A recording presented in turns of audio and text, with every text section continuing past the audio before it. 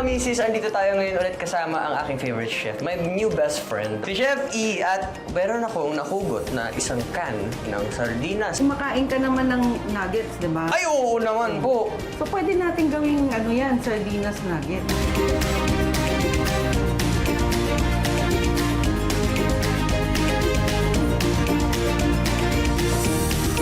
Ang iniisip ko kasi, may nakalagay yung TV5.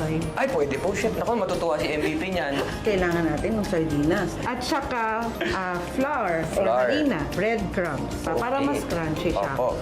Tapos, egg. Egg. So, minash ko na yan Okay. para mas madali. Ngayon, isasama natin siya ngayon dito. Okay? Okay.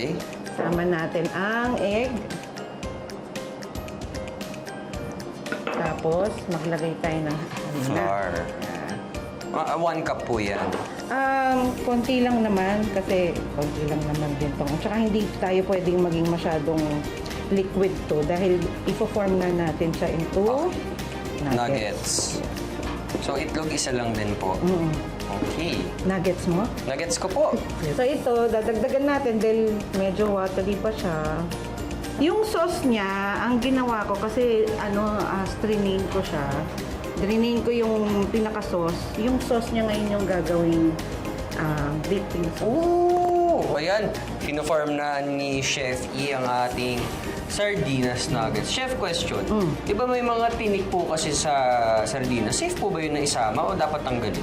Ay, hindi na kailangan tanggalin kasi ang sardinas kasi, di ba, niluto yan in pressurized eh. So, malambot na yung niyan. Malambot na yung fish bone. So, kahit yung fish bone yan, pwedeng kainin. Hindi mo na nga mapapansin yan eh. Healthy ba kainin yun? Oo. So, calcium? Diba? Calcium, yeah. Very good. Pinakamalaking calcium, Chef, alam mo. Naku, hindi ko. Araneta calcium. Oh my God! Ayan, no? So, ganyan, no? Firm na firm po siya, no? Sa ating Lalagyan natin siya ng breadcrumbs. Pero pag niluto mo to, dapat low heat kasi madaling masunog yung breadcrumbs. Chef, kung walang breadcrumbs. Okay lang, kahit Okay lang. walang breadcrumbs.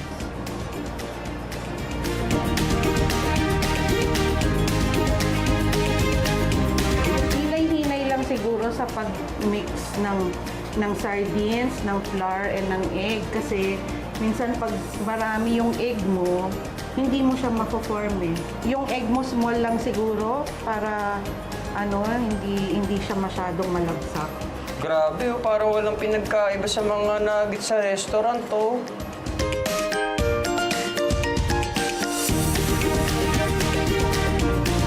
Ito yung sardines na sauce. Sinaman ko ng mayo. Mayonnaise. Crunchy. Mainit. At lasang-lasa ko yung sardinas, oh. Yung breading, chef, ah. Ang galing nung nagawa nating breading. Ngayon, subukan ko with the sauce.